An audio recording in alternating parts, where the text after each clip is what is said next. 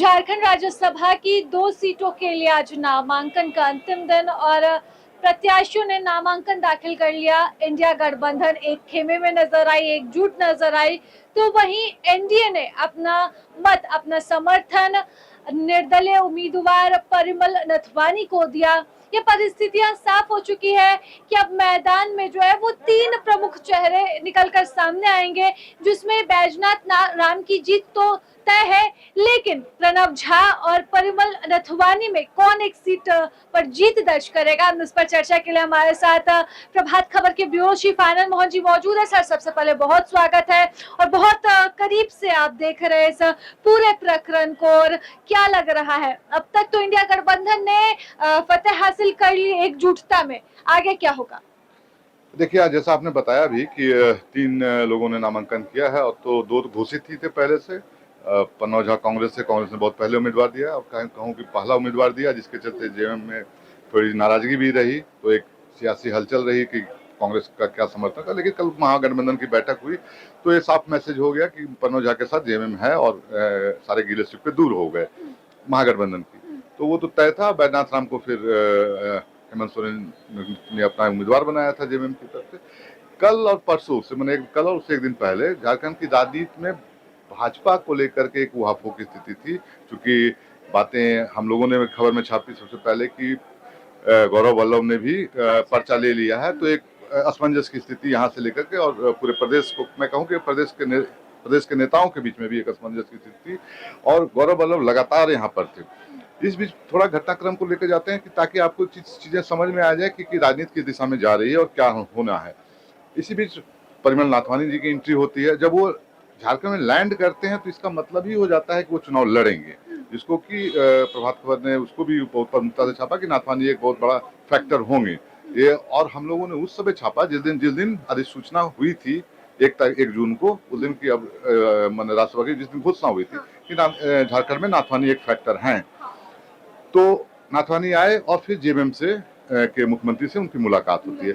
इस मुलाकात को बड़ी गंभीरता से इंडिया महागठबंधन खेमे ने लिया और अगले दिन सुबह भूपेश बघेल और अजय शर्मा जो उनके पर्यवेक्षक हैं छत्तीसगढ़ से, भूपेश बघेल जो आए वो हेमंत सोरेन के यहाँ पहुंचते हैं। उसके बाद महागठबंधन की बैठक होती है। एक तो ये सारी चीजें हुई जो परिमल नाथवानी जी के आने के बाद जो राजनीतिक, उसके बाद भाजपा के अंदर अब ये चलने लगा कि भाजपा गौरव वल्लभ को उतार रही है कि या फिर परिमल नाथवानी समर्थन देती है।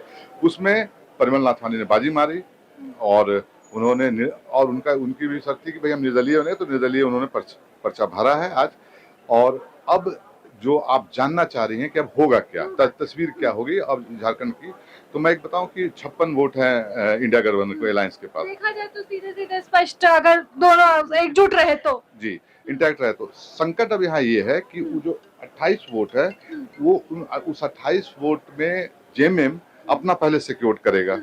तो 28 अगर वो करता है, जिसको आज हम लोगों ने इंगित किया कि 28 अगर वो करता है, एग्जैक्ट 28 करता है, तो हो सकता है कि एक रिस्क फैक्टर काम करते रहेगा। अगर एक वोट भी इधर उधर हुआ, इनवैलिड हुआ, तो उनके पता से जो 28 मैजिक आंकड़ा है उससे आगे पीछे हो सकते हैं।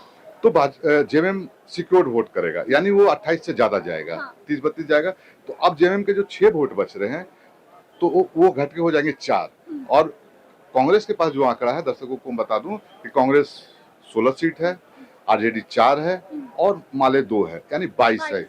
और अगर पूरा 6 अगर शिफ्ट होता है जेएमएम का, तब उनका 28 होता है। लेकिन जेएमएम के पास चूंकि एक फिसलन है वहां से, मतलब एक संकट भी है, वो डर है। आज महुआ माजी से बात की तो कहती है कि पार्टी ने तो संदेश दे दिया है, लेकिन अब किसके मन के अंदर क्या चल रहा है वो कोई नहीं जानता है। जी ये तो अब 30 वोट भी अगर कास्ट कराता है जेएमएम अपने प्रत्याशी बैजनाथ राम को सिक्योर करने के लिए, तो उसके पास 4 वोट बचते, यानी कि 26 के आंकड़े में आकर के कांग्रेस रुक जाती है। अब कांग्रेस को सेकंड प्रायोरिटी या दूसरी चीजों में भरोसा पड़ेगा। अब आ जाइए इधर परिमल नाथवानी की तरफ। Parimal Nathwani start from 24 votes, क्योंकि एनडीए ने कर दिया समर्थन, सजुराय भी जो बातें आ जाएगी, सजुराय ने भी कर दिया।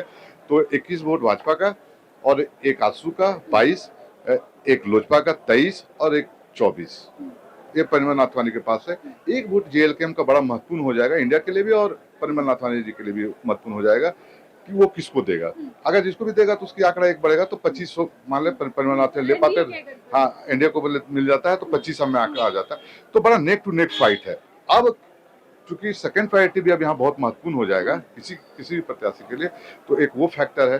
दूसरा फैक्टर ये है कि अगर इंडिया गठबंधन में किसी तरह की दरार पड़ी, इंडिया गठबंधन में कोई सेंधमारी हुई, तो इंडिया गठबंधन के लिए बहुत ज्यादा संकट दिख रहा है, जो मैंने सामने जो दिख रहा है, क्योंकि मजबूत कैंडिडेट को बीजेपी ने अपने पर दांव लगाया। इसलिए भी लोगों के मन में डर है कि हॉर्स ट्रेडिंग की गुंजाइश जो यहाँ पर बात कही जा रही है, झारखंड की राजनीति जिसके लिए बहुत बदनाम रही है, खासकर राज्यसभा चुनाव में इस तरह की स्थितियां देखने को मिलती है, तो क्या इससे इनकार किया जा सकता है या ऐसी कोई स्थिति नहीं बनेगी?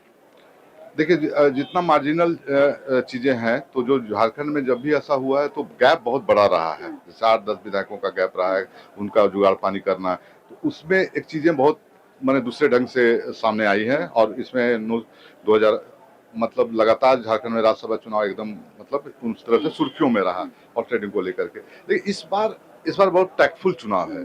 हाँ, और